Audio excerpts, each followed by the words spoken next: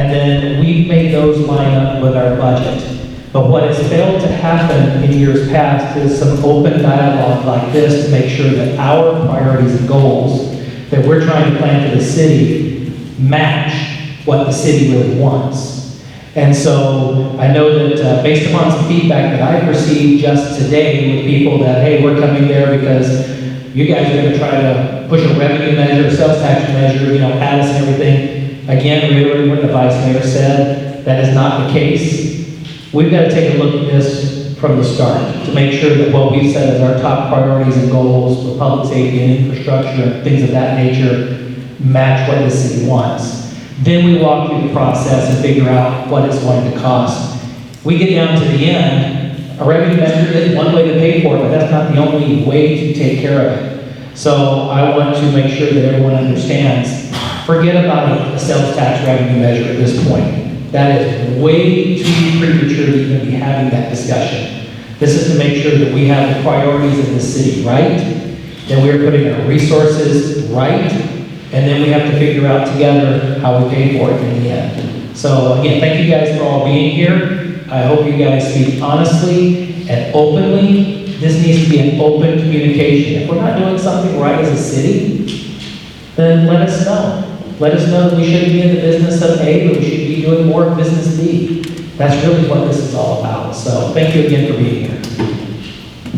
All right, thank you. Move on to our first speaker staff. We have 3 speakers from staff tonight. And who's number 1, sir? All right, very good. Thank you, Mr. Mayor, members of the City Council. Tonight we are going to start by talking about the purpose of this meeting, which is to start a conversation with the community about the priorities that the council adopted earlier, actually late last year, and then to get your priorities and goals. And we'll do that through a process, which we'll get into in just a few minutes, to see what the topic priorities are for the community as a whole, or as a group. And we'll see where that puts us.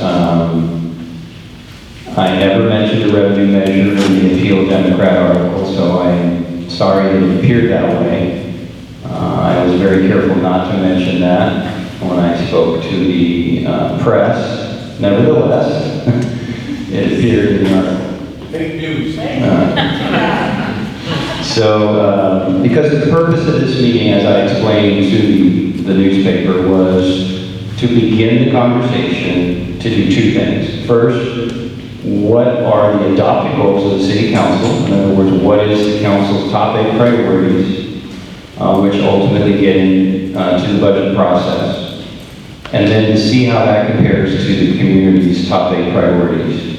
And then once we have both of those things, then we can see where we are and then continue the conversation. The council's priorities, as adopted late last year, number 1, public safety. This is police, fire, to some extent code enforcement, fire prevention, fire safety, all of the functions that would come under public safety.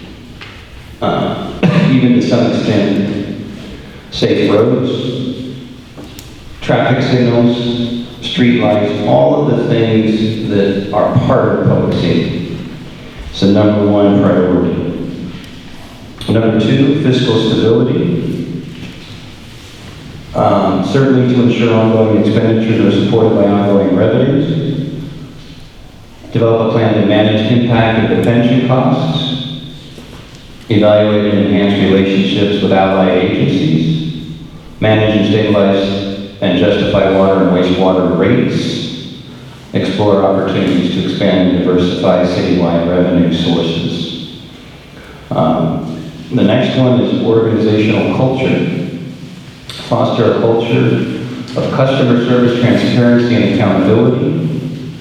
The workplace culture, professionalism, employee development, recruitment and retention. We are a service organization. Almost everything we do is through people. We don't really sell widgets or things. We sell service. So we have to have a professional workforce. We have to focus on customer service, all of the things that a public agency does. Business friendly. This council has been very clear about this particular item, and we're working very hard on numerous committees, one of which is the Development Impact Ad hoc Committee, and we are currently reviewing the city development impact fees. I think that's going well, and I think we'll have a pretty good recommendation to the council over the next month or two. General plan and zoning code update. That's required by state law. We have to do that. We also have to do it just because things change, and we have to make sure that the code is current with today's realities. Branding and marketing. It's part of economic development.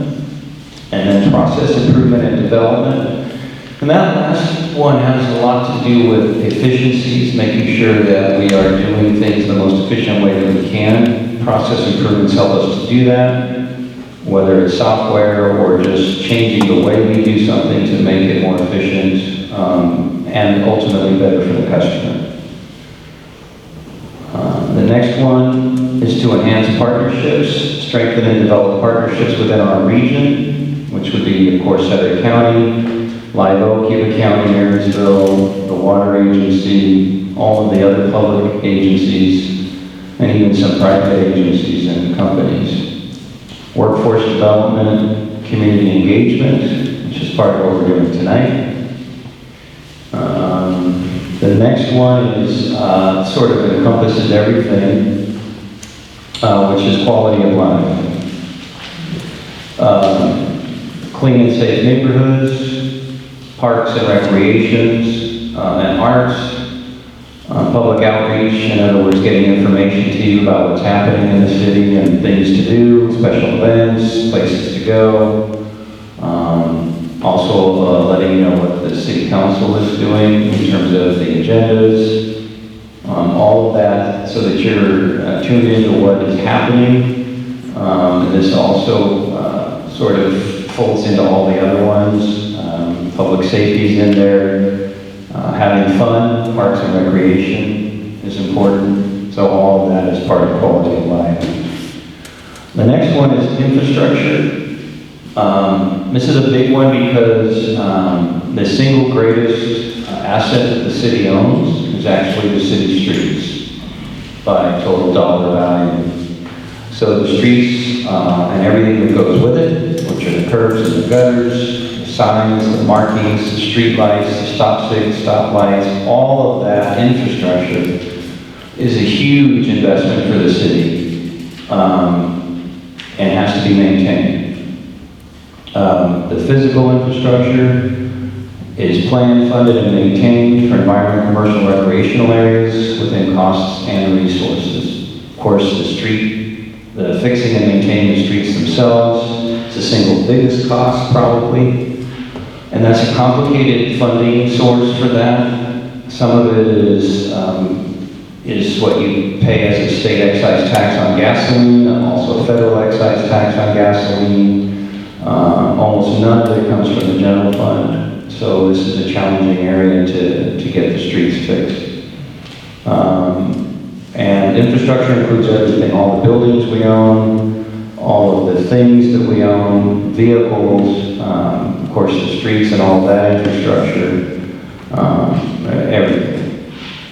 And then the last one is homelessness and vagrancy. It's becoming a bigger issue, as we all know. The state has gotten extremely involved, and even recently has basically, through an executive order, required that certain state properties and state right-of-ways be available for the homeless, and we're dealing with that right now. We are working with regional agencies, both the counties and all the cities, but also the Bi-County Homeless Committee, and other committees even within our own city. We do have a full-time peace officer now dedicated to this issue. He's becoming an expert in it. He's getting to know all of the homeless people. He already probably knows them all. And he's trying to help them and to get them resources and to just assist them with whatever help that they need. So those are the 8 strategic goals that the City Council adopted. They worked on it last year, in the middle of last year, beginning to middle, and then adopted it formally in November. So the next step, which I will turn over to our Public Works Director, Diana Langley, is to go over how we would like to hear from all of you and to go over the community priorities. Thank you. So I'm Diana Langley, the Public Works Director. And at this point in time, as Michael mentioned, we want to hear from you. And so everybody should have received 8 dots when you walked in the door. It was attached to the card that had the questions. And what we really like you to do is to go to the posters on this back wall that identify each of the council goals. And then also those 2 posters that have other priorities. And what we'd like you to do is use your dots to identify your top 8 goals or priorities. And if they're not currently identified by council, then write them into the sheets that say other priorities. So we'll take about 10 minutes to do that exercise. Now, yep, so please proceed to the back. Color has no bearing. Nope. Okay. Thank you. It's about 10 minutes.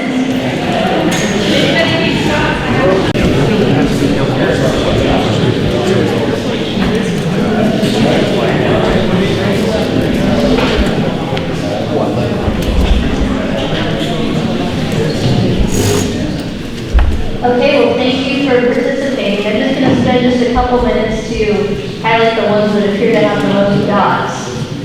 For public safety, it's a 5% between prioritized staffing and emergency preparedness. Clearly, fiscal stability, ensure ongoing expenditures are supported by ongoing revenues. Organizational culture, I have to say, did not get very many votes. That's a big surprise. Business friendly, again, most votes would review city development impact fees. Enhanced partnerships, a few votes for regional partnerships. For quality of life, clean and safe neighborhoods and parks, recreation, and arts, about the same. For infrastructure, ensure the city's physical infrastructure is planned, funded, and maintained, and then also fix and maintain roads. Homeless and vagrancy, work with regional agencies to address the homeless. And then here's where people wrote in other priorities. So we have minimized landscape lawn park maintenance by converting to zero lawn maintenance lawns and plantings, more bike lanes and trails, traffic enforcement, a lot of dots for police protection for the Walton service area. Homelessness is a symptom, not the primary problem. Substance abuse, mental illness, lack of employment opportunities, education, training, etc. This is the one that gives the most dots. Cut salaries and pensions. There's better, cheaper ways to fix roads, and especially potholes. And then reflectors at Walton and Lincoln, roads dangerous by George Washington and Franklin. And so thank you for participating. Does council at this point want to make any comments before I turn it over to Spencer Morrison? Okay. All right, well, thank you. Now I'd like to introduce Spencer Morrison, the Finance Director, and he is going to lead the conversation related to the questions up on the screen. Thank you, Diana. I am Spencer Morrison, your brand new Finance Director. Third week on the job, so thank you for all the kind words that I've been hearing. We wanted to, in community priorities, to also ask a few questions. You've seen these questions on that card that you received in front of you. If you do not want to, you want to be heard, but you don't want to talk to the microphone, feel free to jot your ideas down on the card, and we'll collect them at the end and add those to our lists. So I've got Brad McIntyre, Community Services Director, preparing a flip chart. And on this flip chart, he's going to be writing ideas. When I get the high sign, that Brad thinks he's ready. Does everyone have a card that wants a card? We might have extras in the back. Very good. And I think we're ready. So the first question that we want to hear from you, what do you think the city is doing right? Does anybody want to raise their hand and tell the room what you think the city is doing right? Over here. Thank you. I think the city's doing right by having community outreaches like this, taking our opinion. Appreciate it. Thank you very much for your feedback. Anybody else? They're also addressing issues that have been put off before.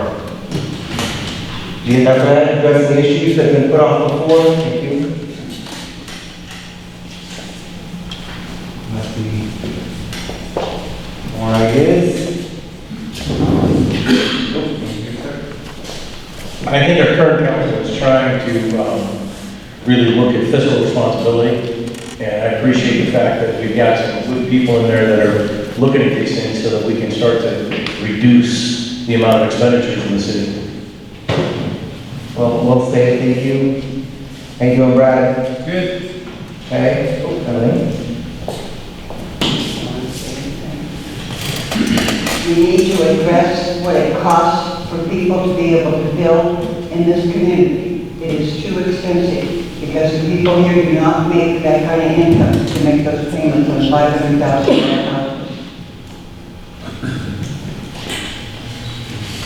You want to paraphrase that? So less expensive building costs, or lower building costs. Oh, Maybe. Maybe that should be, we've established a development impact fee and had meetings and we're starting to tackle that problem. You might agree that that's okay, that we're doing something right there?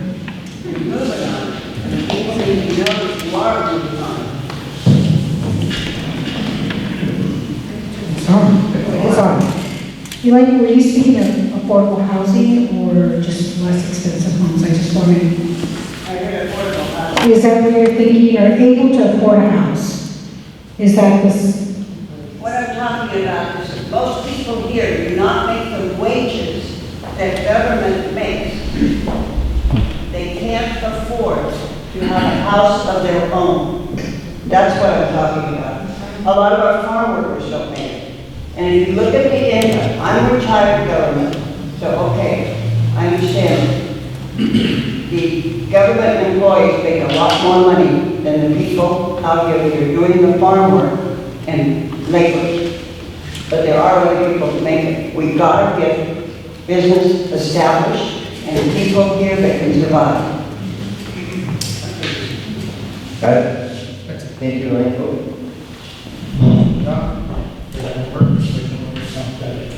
Are we working? I just want to continue on where the Vice Mayor was at.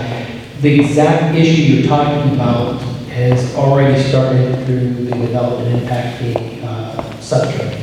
And one of the things we're looking at, instead of coming at it from,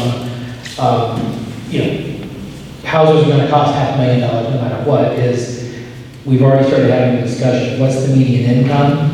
And what can we do to control the things that we control to try to make that to where the builders can build a spec home that's 1,100 square feet, 1,400 square feet, whatever it is, so that the median income can get there. So just want to expand a little bit that's exactly where we're at.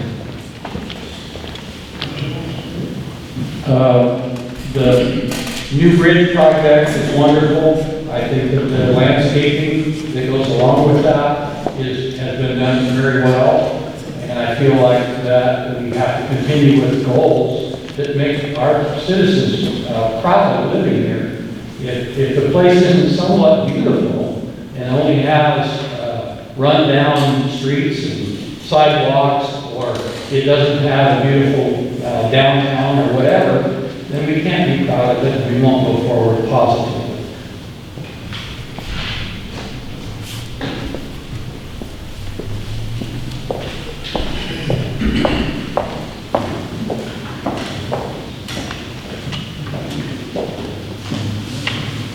I have lived in my Terracotta area home for 36 years, and I would like to say that I generally feel safe. I've only had to call 911 one time in 36 years, and the response was fine. When I got called for non-emergency things, the response I thought was timely and appropriate to my concern. Thank you for your feedback. Anybody else? Oh, one more. I wanted to ditto what Elaine said, and to ditto what Councilman Shaw said. We do need to address all that, but there's something that you haven't mentioned, and that's there's more and more disabled, and as more people are coming back from the war, and even from the Air Force, there's not a need, you can't fix it. Once they get to a certain point, they can't afford it. And the old people, I hate to admit this, but some of us are actually getting older. I never thought it would happen so quick. But there's a lot of stuff that's not addressed for seniors. And I've been out of things for the last couple of years. And I wanted to say I've been catching up a lot digitally. And I've noticed it has changed. The council is responsive. They're actually doing something. They're not kicking the can down the road, and they act like they care. And they've proven that they do. And there's a few other problems that I want to address. I've got some meetings planned up between the next surgeries. And I appreciate it, and I thank you, and it's nice to say Yuba City's going to be all right. Thank you very much. Oh, Councilman. I would like to put my 2 cents in on that also. The council has been very responsive to public input, but also the entire staff at the city, no matter what your needs are, if you convey those in a polite manner, you're going to get that politeness right back to you with quick answers and quick service. So thank you for that. Thank you for your comment, Tony. Remember, if you don't want to speak to the mic, we'll take your comments right on the card very, very happily. I just want to say that I really enjoy and feel it makes the community come together to Christmas and summer strolls. And I know it's probably a pain in the neck for the city, but it really is a neat thing for our community. Thanks for your comment. Trainer?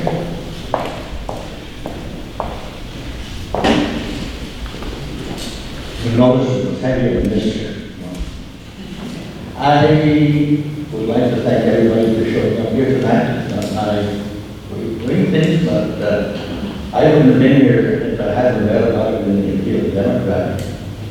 I probably wouldn't have been here if I'd known it was just a regular council.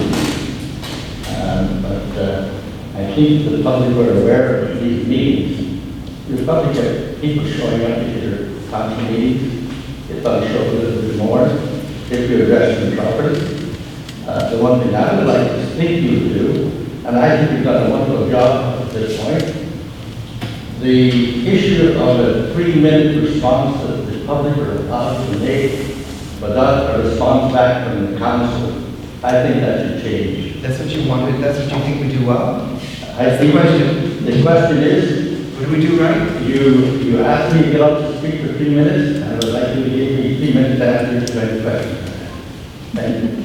Does that answer the question? Not sure. Did you get that right? No, I didn't. So 3 minutes, sound like a 3-minute response to a 3-minute question? All right, 3-minute response to a 3-minute question is what we do right. Okay. Is there anything else? Very good. So the next question, let's see if Brian needs more paper. What do you not like about our city? I have to see a hand up very quickly. Looking for your feedback. Born and raised in this community, almost 70 years here. One of the things that I've seen that's really changed is code enforcement for the homes. Neighborhoods used to be clean. People with their lawns were mowed, things were taken care of, and that has changed dramatically. That impacts our property values immensely. People coming in and they look, wow, I don't want to be here. Look at, this is a slum. That needs to change, and that is, I understand that the codes are undergoing revamping or whatever, but the enforcement of those codes, I think, are mandatory. Look, if you've got empty lots, they need to be mowed down to below 6 inches. None of this stuff, fire issues and everything else. You've got lawns, they need to be mowed below 6 inches. Weeds, those things are just, it's part of it. If people will not hold themselves accountable, and if it's rental, then do something with the code that holds the owner of the property accountable, that they then have to be held, so that we are not impacted on our values of our homes by what our neighbors are not. That's a good point. Good point. Anybody else? What do you not like about it? I don't need a microphone. She's talking about housing. Out of the 28 years I've lived here, I've worked in the city for 9 years. That means I've worked out of the city for more time. I work in Woodland. There are jobs everywhere. Everybody's hiring, billboards, signs everywhere. This town has no jobs. And at 68 years old, working at Pete's or Applebee's, that doesn't cut it. They need to do something about jobs. I don't know why businesses won't come here, but people would have money if they had decent jobs. Thank you for your comment. Oh, Mr. Burns. So, I want to comment on that comment. It's not the city's job or government's job to provide jobs, period. Okay? And then, They get businesses here, though. when it comes to property being blighted, that is a tough situation because regulating your neighbor is a fine line. So that's something that has to be, that is a societal problem. That people don't want to clean up after themselves. That's just a breakdown in society. That's my comment. Mr. Burns. Chris?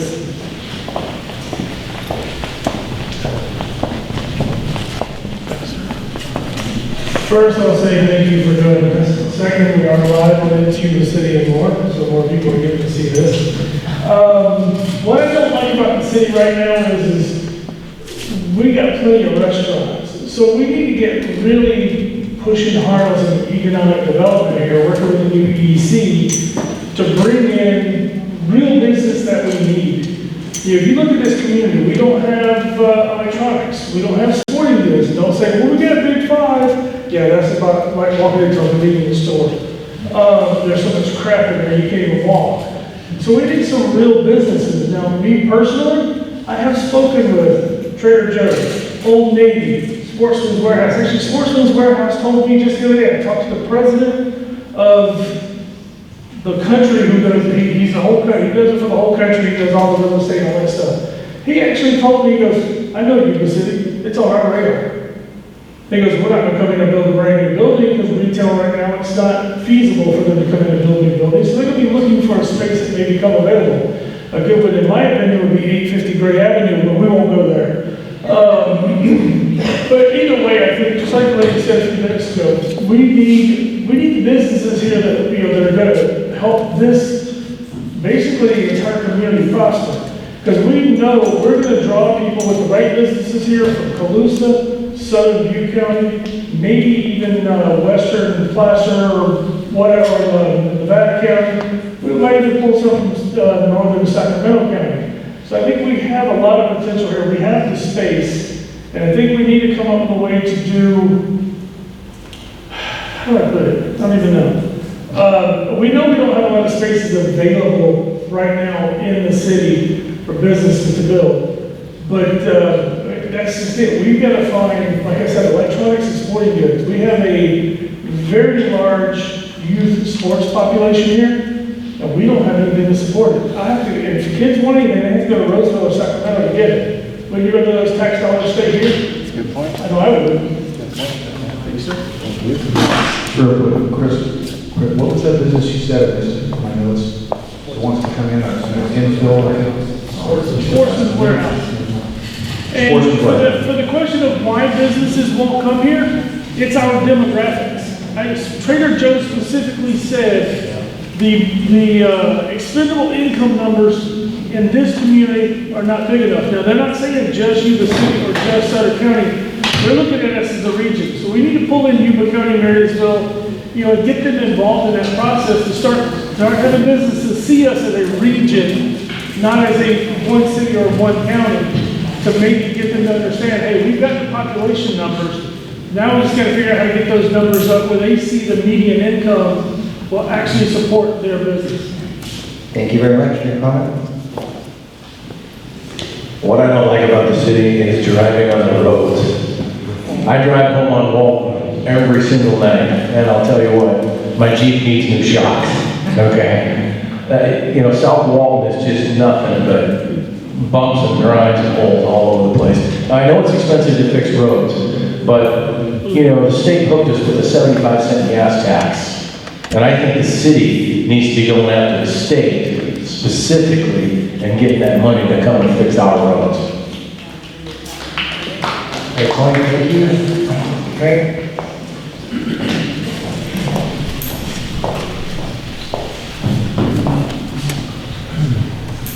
I'm not going to address what I don't like about the city, because I have lived here a long time, and I have moved and I had fun living here. One of the things that I believe we all overlook is you've got the Yuba Water Agency. The Yuba Water Agency, and very, very few people realize the value of that. The replacement value of the Yuba Water Agency is somewhere between 10 to $15 billion. If you could get together with the Yuba people, you could bring in industry because you've got cheap energy. And that's the one thing nobody else in the state has.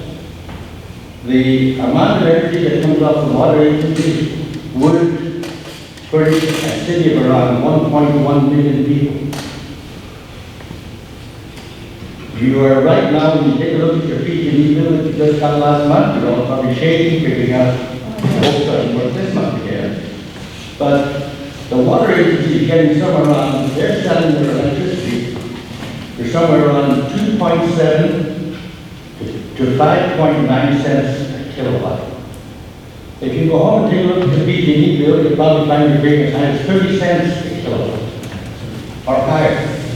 So I have tried to have other council people look into the potential of maybe setting up your own utility. Now's the time to do it because PG&E are on their knees. And you can do it now. It will take a lot of effort, it will take people that know what they're doing. But bear in mind that you are sitting in everybody smiles and says, well, Marysville, they're kind of there beneath us. Marysville and Yuba County are the richest counties and cities in the United States. There's no other county bringing in the volume of money that the water agency is bringing in. So what I would ask you to do is figure out some way, set up your own, you have a utility in Grizzly, do the same as they did. You've got every city waiting for it. And we'll bring industry in because there's who would want to come in here and set up a business? You can't show me anything that I can't see other things, except energy. You've got cheap energy. Thank you. Yeah, Brad. There you go, Brad. Thank you very much. I've got another question over here. Here. Again, I want to encourage you to you, I know you have ideas, write them down on the card, let's talk to them, and then we'll move to the next. One of the things that I feel like why businesses wouldn't want to come here is an example I had going into Staples. I had to step over human feces.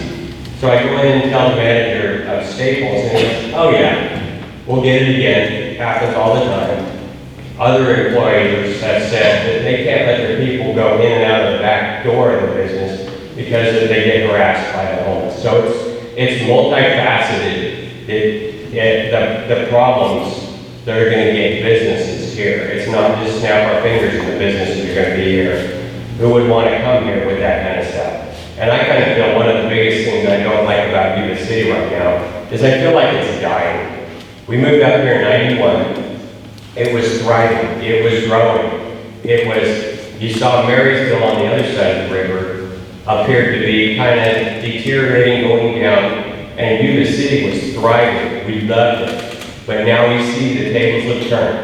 Very few new businesses are coming in here. We know about the development fees, the building permit fees. You know, that issue's been addressed. So there's no new building going on here. And so I've always been of the philosophy, if you're not growing, you're decaying. And that's what Yuba City's doing right now. And that's the biggest thing that bothers me, is that Yuba City is dying. Thank you for your comments. So, what services does the city currently provide that can be provided better? What services does the city currently provide that can be provided better? I don't think thank you. You mentioned earlier that we now have a dedicated officer that's going to be specifically working with the homeless population. Have you given any thoughts to partnering with social services, specifically some of the social workers at the county level, as some other jurisdictions around the United States have done, to help with that population and provide the services right there? We've already got county employees. Why don't we start using them? Because why can't we have a social worker there saying, okay, you need this, okay, here's the address. And the officer, well, that's great that that officer is being trained in all this, that's fabulous, but that's not his job. His or her job is to enforce the law. And so we're asking a whole buttload of our sworn officers these days, putting even more on that's way outside their job description. We might want to do a better job in that regard as well.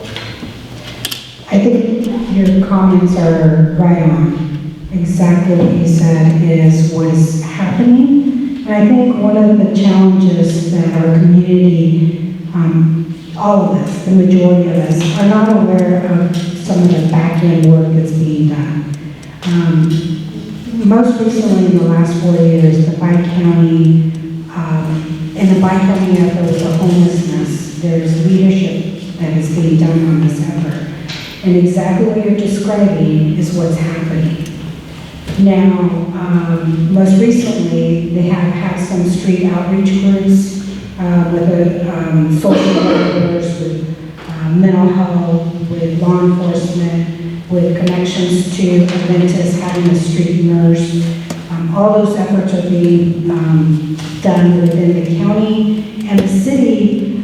With us having a dedicated law enforcement officer, we just started, truthfully, about, I think this month. It hasn't even been a month that this person's been on assignment. There is a lot of work that needs to be done on that, though. Certainly there is a lot of work on 2nd Street, on that street area, and on the river bottoms. And the efforts are being put out there. But what you're describing is how is happening in the community. And it's, John Flo's part of that also as well. He works for the county, and that's why he's here to listen. And I've been part of the Yuba Center Homeless Consortium for the last 14 years. And we've been able to establish 2 areas, one in Yuba County and one in Sutter County, coordinated entry locations where services are helping coordinated for homeless individuals and connecting them to the right resources. finding housing, services, social services goes there, EDD goes there, veterans go there, families and children go there, daily opportunities to wash your clothes, laundry, all those things are happening in the coordinated entry. I know that's a long answer to that comment, but I really appreciate your thought, and those are the things that we are working together, and John looks like he's going to add more to that.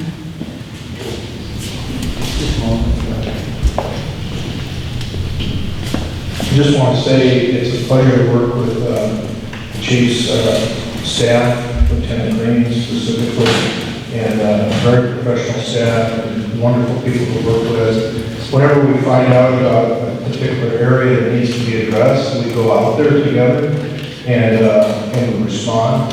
I think to some degree we need to have businesses become more aware of what they can do and in response to that and how they can get in contact with us so that we can respond. So I think there needs to be more communication that way.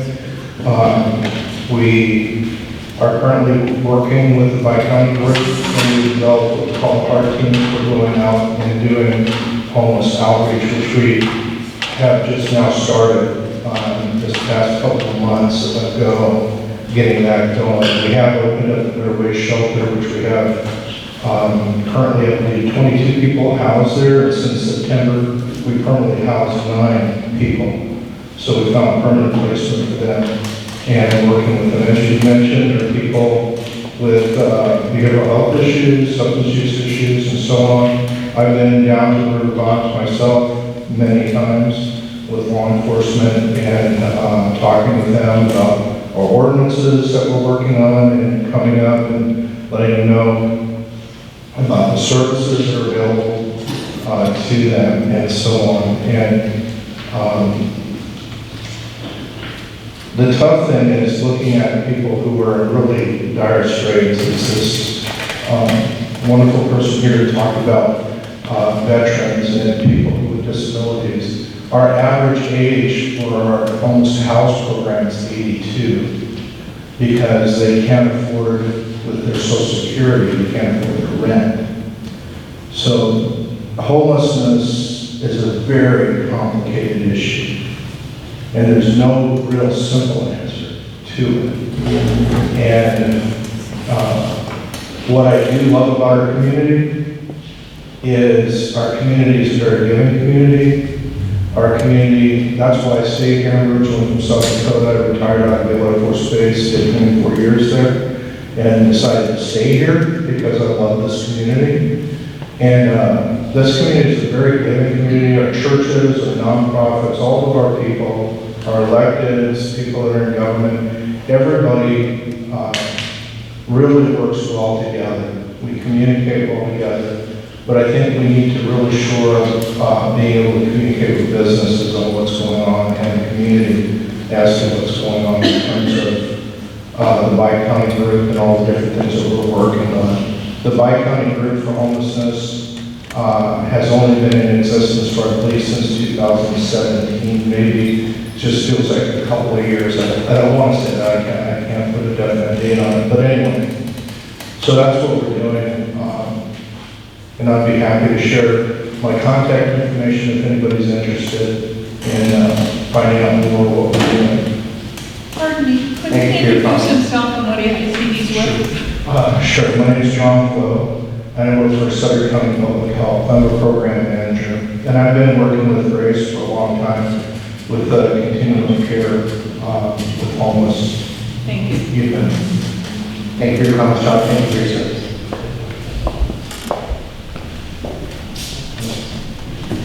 Okay, I'm going to stay on topic this time. So I think that it can be cleaner over at the pool, that Gaucher Aquatic Park. So a few times I went there, it needed cleaning. And then I think also there could be a better attitude at the police department. So when I had my place burglarized, I called down there to see if there was any kind of response. And all I got was the officers on days off okay? That's what you get. And then, when I went in to talk to an officer, the girl at the counter said, yeah, have a seat, and we'll get somebody to talk to you. Well, I sat there about an hour and a half. Finally, I said, what's the deal? Oh, it could be 3 or 4 hours before someone comes in. Well, I think you could have told me that. You know, so a little better attitude at the police department. Thank you for your comments. Yeah, One more question of what services we are providing. Thank you, Brenda. Okay.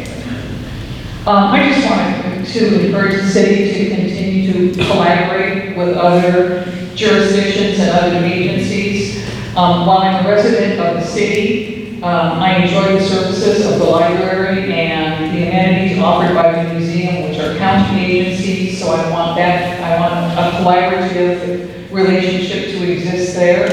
I enjoy various arts, and Arts Council is primarily the one that's providing, the support for that and the encouragement for that, and so whatever support the city can continue to provide the Arts Council, I want to encourage that. I think the pool is quite clean. I swim there a lot, and I'm good with the pool. But I just to continue to collaborate with the other agencies and services in the community to enhance the quality of life here. Thank you for your comments. Oh, one more, and we'll move to the next one. If you have any comments that we don't get to, please do put them down on your paper. Love to collect those there as well. I got a question for the police chief. How many traffic officers do you have now? We have 4 dedicated traffic officers, but every one of our sworn officers, which is a total of 67 high tickets. Okay, we have a cut-through traffic problem on our street, and constantly, all the traffic officers know about it. We're constantly, basically, they're there, they get it handled, it's done. And it isn't against the police department, my complaint. My complaint is that with that few of traffic officers, and I guess I should step back. You say the patrol officers enforce traffic, they don't. Here's a quote from one of your patrol officers. Oh yeah, if I see somebody doing 45 and a 25, I'm gonna write them up. Well, what about the one doing 37? What about the one that hit the parked car on our street? And those 4 officers aren't there 24 hours a day. So one of the things that I've brought up in the past, and they threw it all on the fire department, says that we can't do it, is speed tables. They work in every progressive city that has it. And being a retired firefighter, I was an engineer driving the truck for 25 years. I taught, I'm a state certified instructor. I taught a lot of the Yuba City firefighter engineers their driver training. It's like speed tables do not impact our response times. They work, they work 24 hours a day, 365 days a year, and that frees up traffic officers to go patrol stuff like the lights, people running red lights in front of Home Depot, or all these other areas where it's not feasible to put stuff like that. If you look at Chico, Sacramento City, Sacramento County, Citrus Heights, Rancho Cordova, all of those cities, they have them, they work, and they don't affect response times. So, go ahead. What are speed tables? Okay, there's speed bumps that you can go over at 20 miles an hour. Oh, right. Okay, so there's a whole bunch of different measures that you can control speed on a street. And speed tables have been proven to be the most effective, the most financially effective, that they solve the problems. But the responses I got back were that, and I still have the emails, but that no, the fire department won't let us out. And I'm like, there is nothing, no research that shows that it affects response time. Thank you. Thank you very much for your comments, very good. The next question we have is, do you believe there are services the city provides that are not necessary? Services the city provides that are not necessary. If you have, again, a comment that you want to say out loud, feel free to write it down.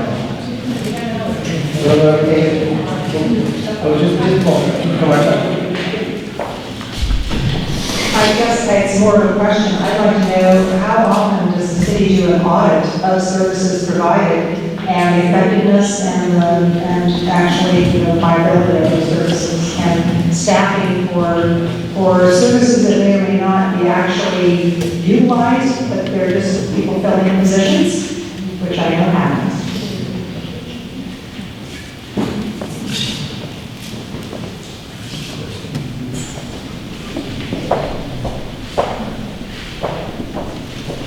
Question will be fielded by City Manager Ron. That's a great question, and when we do the budget process every year, part of what we do is we take a look at all the services that we're providing, how much those cost, and the efficiency and effectiveness of how they were provided. In fact, I just had a conversation this morning with Brad, asking him that very question. Like, what do we charge the other cities for animal control? How do we come up with that charge? Is there a different way we could do it? And would that be any better? We're constantly asking those questions. And the other thing I've told all the department heads is whenever we fill a position that's vacant, it's not an automatic thing. We should be thinking about, do we need to fill it with the same position? Do we need to fill it at all? We have long conversations about that. And at least the way I run the departments is it's not automatic. Every position in the city costs an average of $100,000 every time you fill it.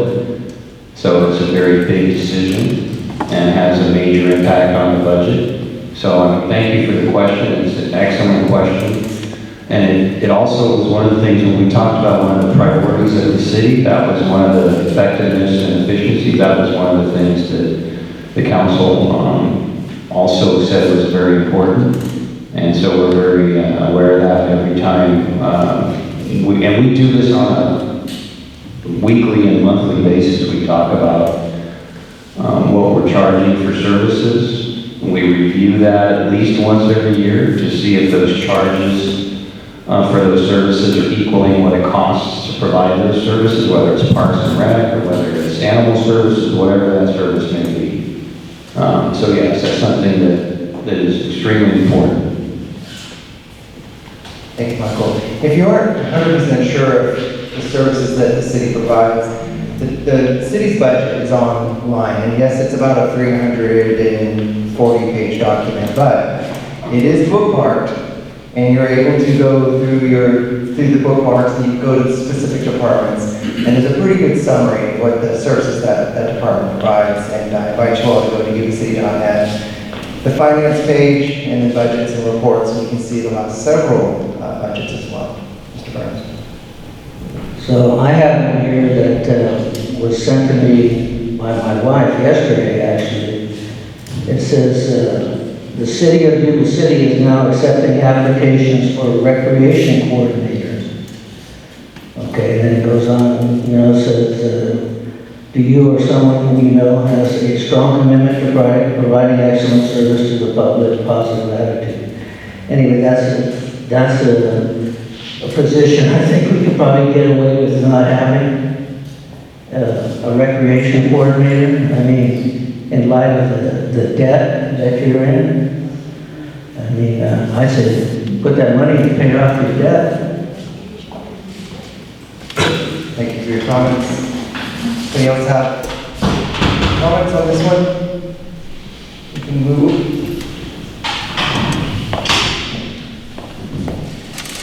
I don't know so much as to comment on the city services we provide, but I just want to know why it is that the city managers and the city government workers and all those people, okay, make well over $150,000 a year, when the average person in this city doesn't make that much money.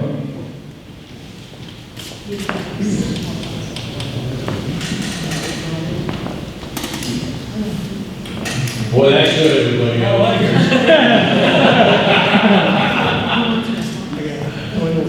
One more on this topic, we'll go to the next.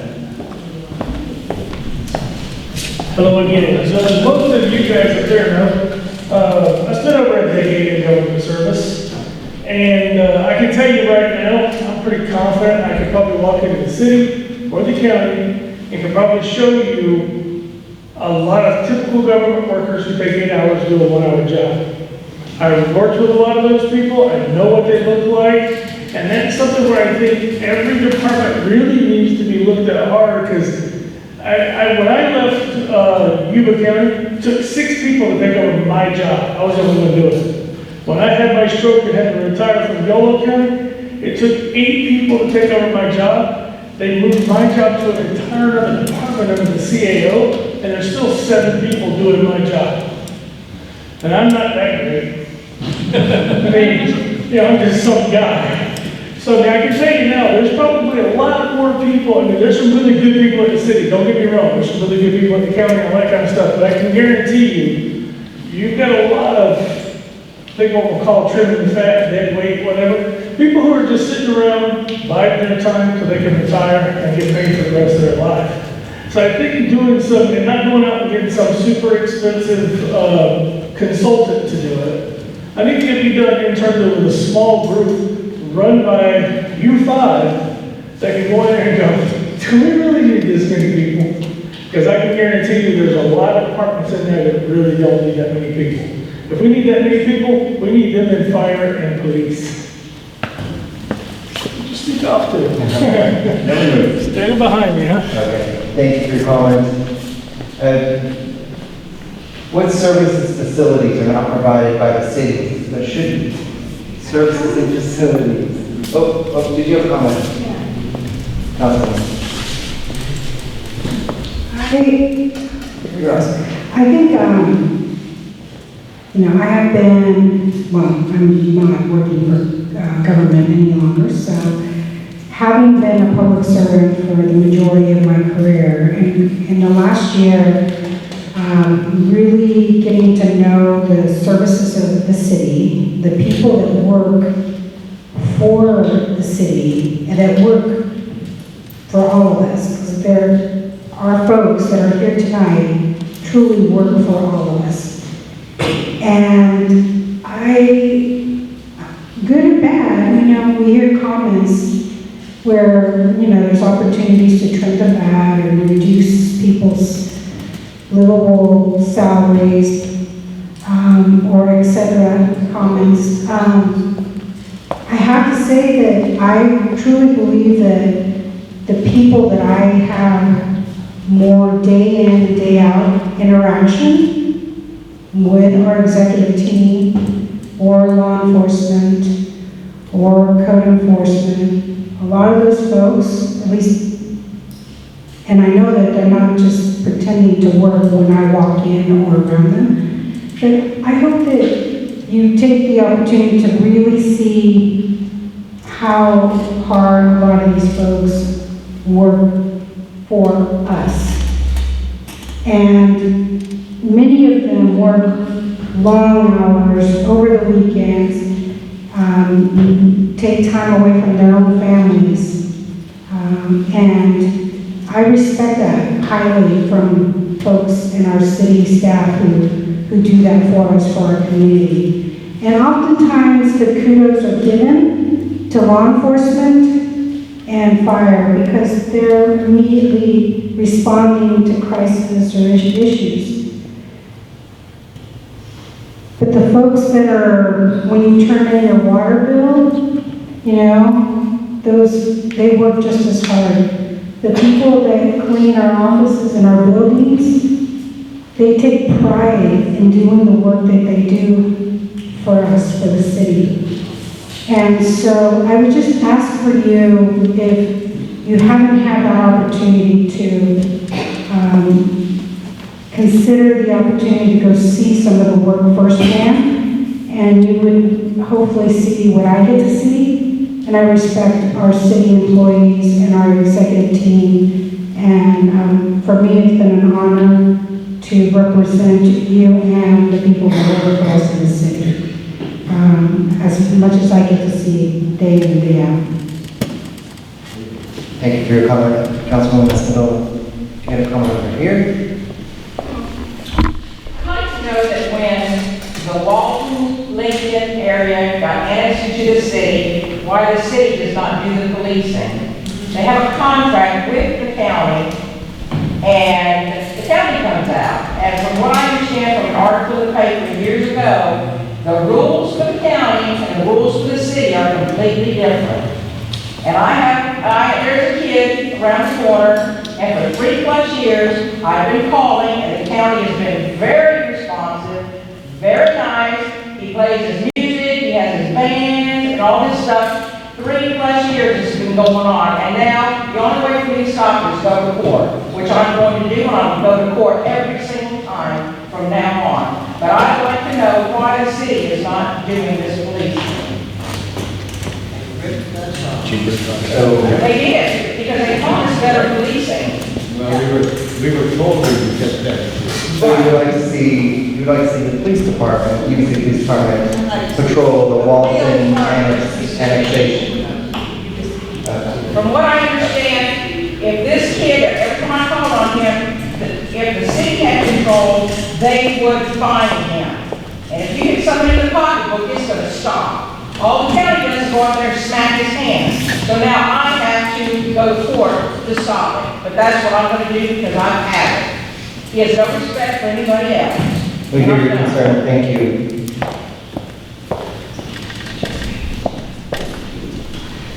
I'd like to piggyback on that as well. When we moved into the city some over 15 years ago, we were promised that within 6 months, we were going to have police protection. Right now in our area, the Walton area, speeding is rampant, stop signs are optional, there's no parking enforcement whatsoever, the county will not do that, and illegal fireworks, there's just no enforcement whatsoever. The city has an ordinance, the county has an ordinance, the county doesn't enforce it. So we need help, desperately. Well, I can tell you, I've called code enforcement because my neighbors think they own the cul-de-sac, and they did take care of it. They did. Not around us. I don't know where you live. Does anybody have any other comments about services or facilities that you'd like to see in the city, in your city? Not seeing any. Next question is 3. Oh, one more.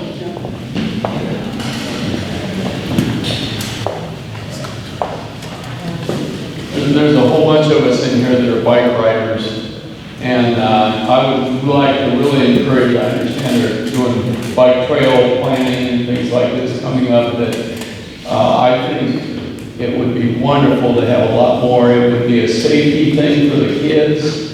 It's an attraction for people that come to Yuba City and look around, and they see bike trails, which make you feel proud of your community.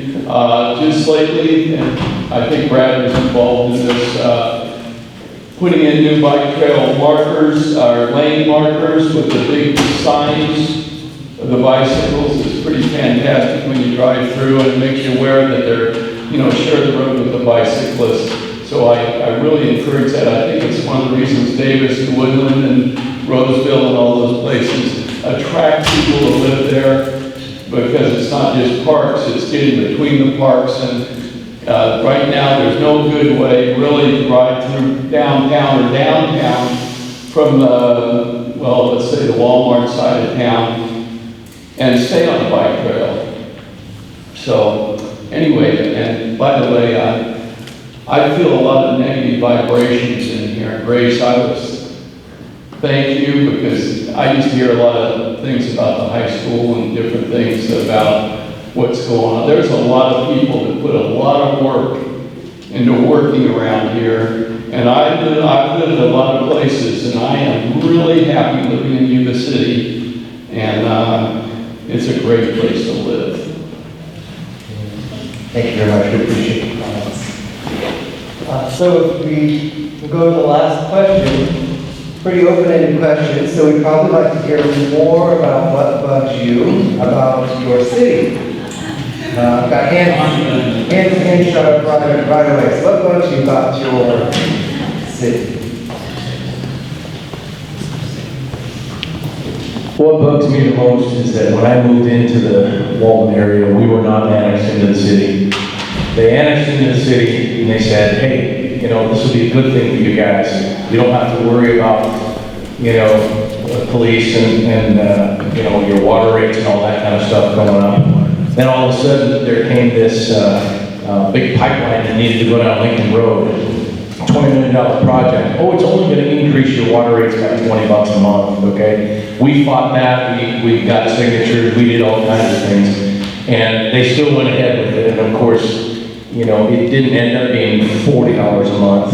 My water bill now is $140 a month because they put in meters for everybody. When it was down plain simple Hillcrest water system, it was great, it was less expensive. Now it's $140 a month. And that's only if I don't water my lawn on a regular basis. So that's one of the things that bugs me the most is that when we talk out here sometimes, the city didn't listen to us, and they went ahead with that project and we got gouged on it. We're still paying the bond fees from before. Right. The $13 or something.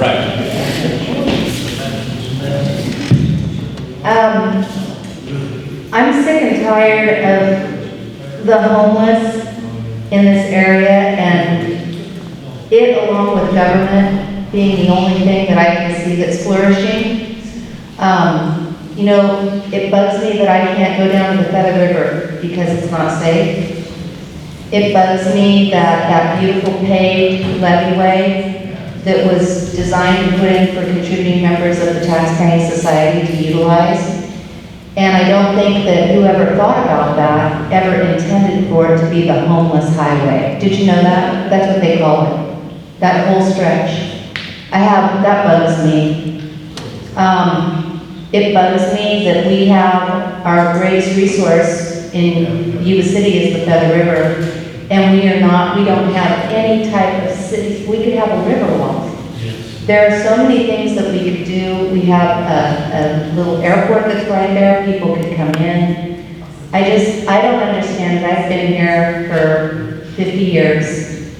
And I just had more vision for this area than what we're looking at right now. So it's a shame that we've become a homeless mecca and not focusing on our own resources that we're rich in. Thank you for your comments. One on this side of the room.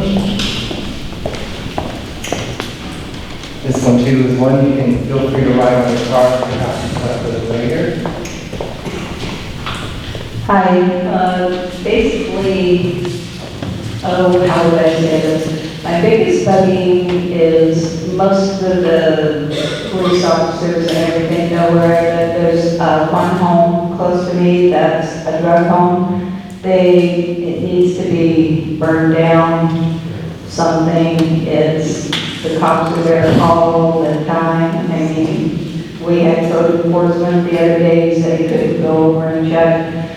If you didn't knock on the door, go knock on the door then, please. But I do I've also been a business owner for a lot of time, for over 40 years. I'm active in the downtown. Really appreciate you saying about the strolls and really like that, thank you. But I do see that the city, to me, seems like they're trying with this group that we have, and I think what they need is a lot more support from the community itself. I mean, people say they don't know about this. I don't know how you can get them here. Mayor Harris has had lots of meet the mayors. You'll get 5 people to show up sometimes. So, you know, we all are, as big as our city is, there's not very many of us right here that's showing how much we care. I wish we could somehow get, next time invite your neighbor, tell them to come along with you or something like that. So anyway, basically you guys are doing a good job, but we all have to keep on you. Thanks for your comments. We'll reach out to you when we have more marketing. I just wanted to add on to her comment that you stated the desire to have more of these kind of forums. It's pretty arresting to me how homogeneous this group is tonight. I don't think it remotely reflects the demographics of our community, and that concerns me. So I would encourage whoever puts these together to think about other ways to communicate with the public. I mean, if you have to approach target groups, we're diverse, but we don't seem very integrated. And I would like that. I would like the group to reflect the demographics better in the future. I can't help but be a counterbalance for everything going around here. Hillcrest Water. When I moved here, I called my wife up and said we needed to buy a $1,500 water softener because of Hillcrest Water. Hillcrest Water, basically, right now, even my bathroom right now, by the way, when was it, 10 years ago, the city brought in new water? Oh, man. You can't believe what it was like to live with Hillcrest Water. I couldn't wash my car because it would have white crap all over it and tear up the paint. The dishwasher, the washing machine, I don't care what it is destroyed. All the fixtures in your bathroom are ruined. It was, when we got real water, and you have to pay for the salt as well as the water. And all I can say is, wow, I was thrilled to death with city water. And I think as far as the cost, by the time you pay for salt, your water softener, and all your fixtures that you're replacing all the time, it was a bargain. I would like to get rid of the Hillcrest water. It was a wonderful thing to put in the Hillcrest water, but you must remember, in order to put it in, the city council at that time made a lot of remarks, telling lies. Actually didn't much tell lies to the public. And it's still something that the area lives with. I was one of the people who walked the blocks looking for signatures to keep the city to keep the Hillcrest area out of the city, primarily because of the way the council operated at that time. But the thing is that we are sitting right now, we've got good water, we're paying dearly for it. We're paying a lot more than what was told us when we first went in. One of the things that I learned going to one of the meetings, the city got a grant to plant a lot of trees, correct? Where are you going to get the water from the trees? I have 7 redwood trees. I let the back lawn go because I can't work with the water, the trees on the lawn. I tried to keep the lawn out front halfway green, but it didn't look very good. But we should try to look at the environment, and in order to look after the environment, we have to keep our trees growing. The city's going to put in $150,000 for the trees. You have to hold the system to pay for the water. If you have to pay for the water like I'm paying for it, you'll cut down the trees before you can plant them. Thank you. Mr. Burns?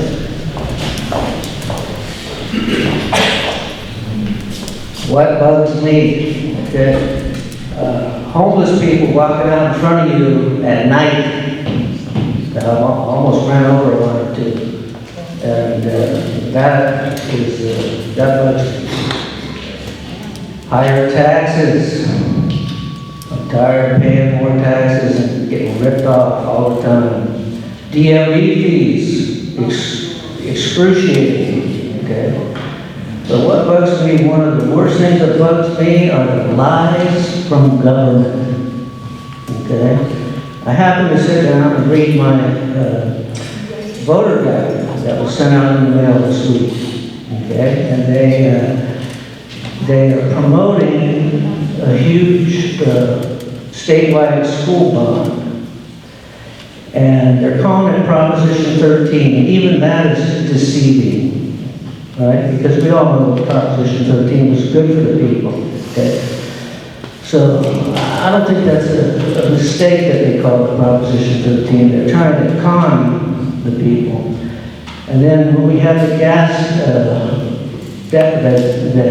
tax repeal, they flipped it where if you voted yes, and you actually voted no, you know? So is that a lie? Yeah, I think it's a lie. So I'm sick of lies from the government.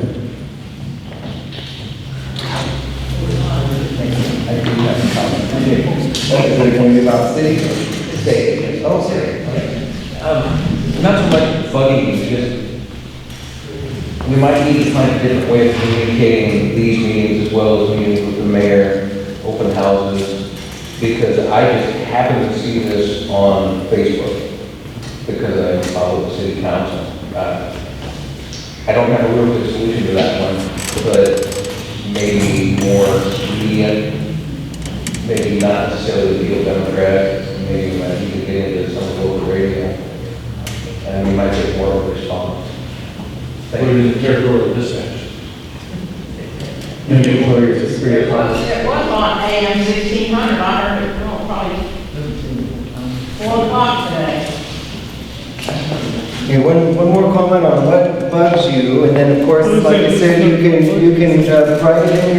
write it on your card, or clip those cards, we want to hear what you have to say. Okay, the first thing that bugs me is if somebody allowed Brad McIntyre to go to work for the city instead of making him continue to be the Yuba City Officers basketball coach. We won't go there right now, Brad. But you know what, this kind of falls into Brad's arena, and it's to kind of piggyback on what Dr. Highland said.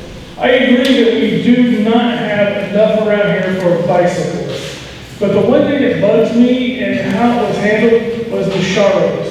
Having the bike lane signs are great, but the Charros, people don't, unless the city's put down more PSAs on stuff like how to use crosswalks, how to use bike lanes, and how to actually ride down the street with Charros on it. I came up behind a guy one day, which is what I could drive, and I followed him for about what felt like an hour, but it was probably more like 3 minutes. And finally I just had to kind of lightly tap my horn, and he got out of the way, and he started screaming and yelling at me.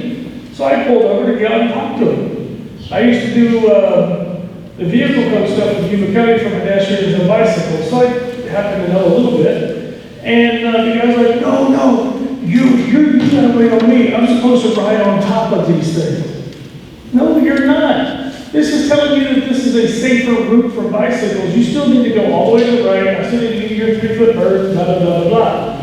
So what bugs me is it's like, there's not enough thought process put into what could be good bike roads, roads within the city for bicyclists. And I do agree with Dr. Hyman, we do need another way to get maybe the bike path that goes from Sutter all the way to Tierra Buena. Somehow we're connected through, and then of course this is going to be working with SACOG and Caltrans to figure out a way to get over 99 and safe and all that junk. But we definitely need something. Somebody could literally commute from Sutter to Marysville on a bicycle.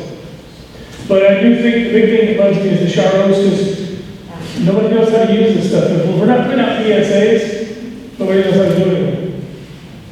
So if people start getting killed, I mean, it's not somebody's fault other than the person who got killed because they didn't know what they were doing, but still.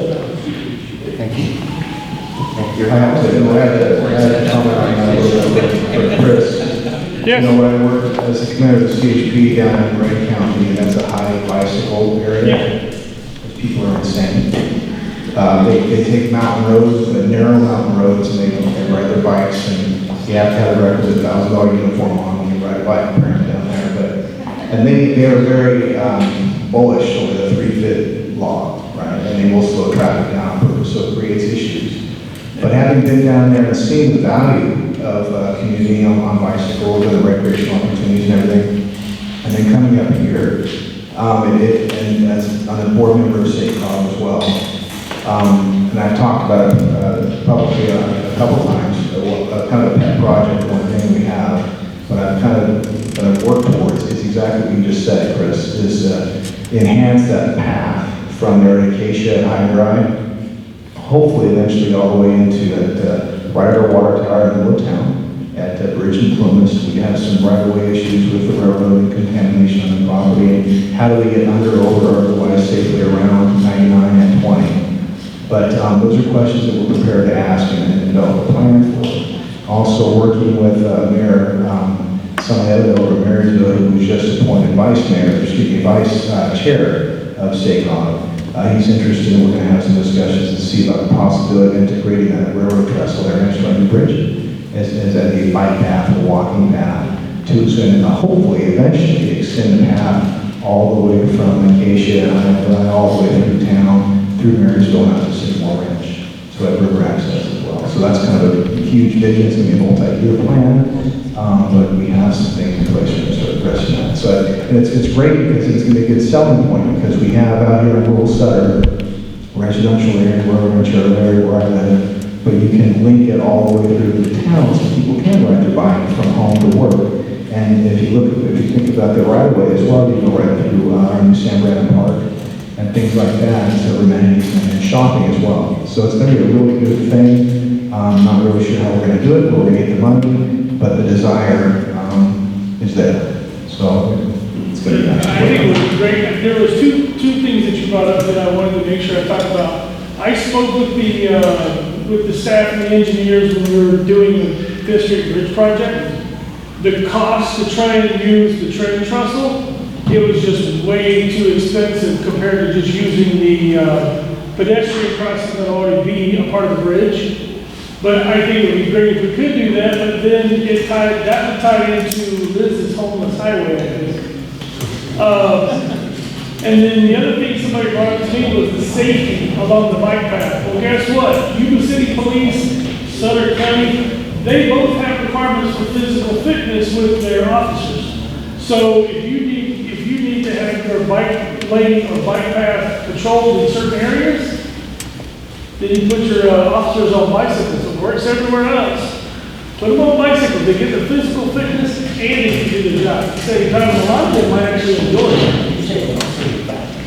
No, not saying the officer decide.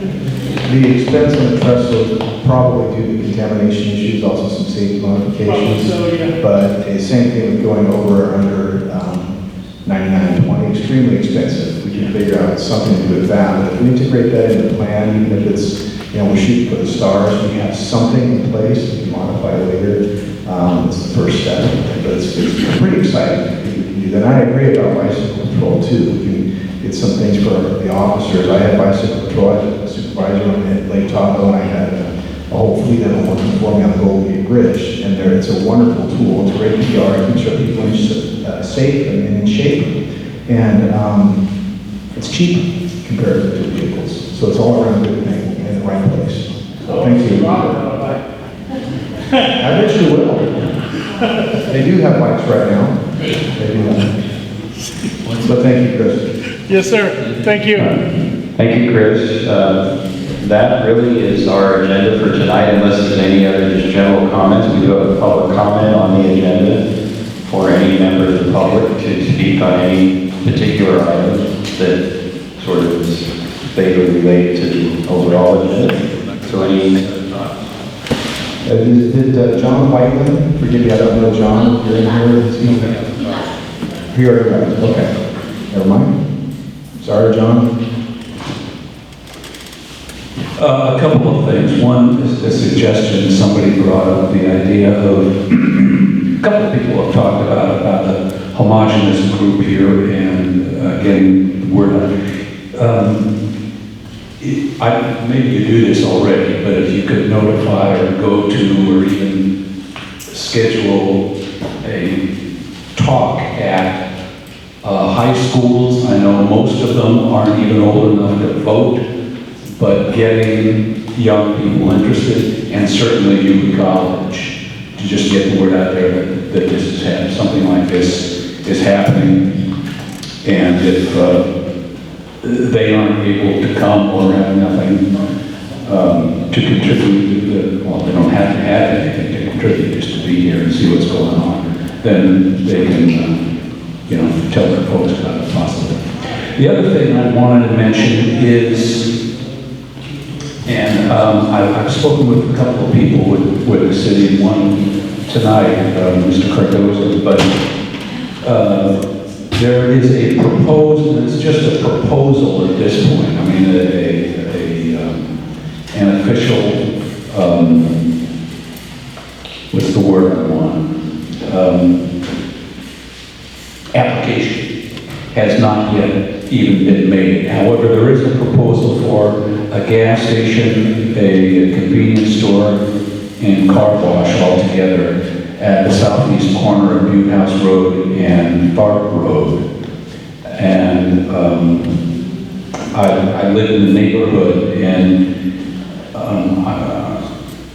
I would like to know, or at least have the other people here know, what the order of progression is on this, if and when, and if the would-be developers decide to go ahead with this after communication with the city, and when and how our residents can respond.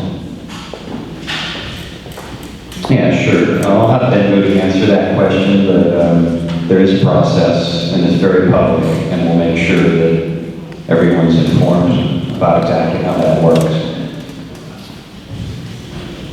Yeah, just quickly, I remember my chance to meet with Mr. McCorville. So at this point, it's just preliminary talks, there's no formal application. Should an application come in, there would have to be review, and Jim said, and a notification to everybody who went through and use that property. So, if we, as John, we could request to have the agendas forwarded to you, and then also the property owner, when we go through that review process, you will get a notice in the mail regarding the hearing date and speak in mind. And then again, our phone numbers are always, my phone number is available, and any of our staff can come in and check in or ask questions as that property moves forward over time.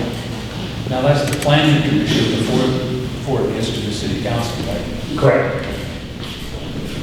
Yeah, so if they file an application, which they have not yet done, it would be reviewed by staff, then it would be recommended to the planning commission, which then is a public hearing process that any member of the public can comment on.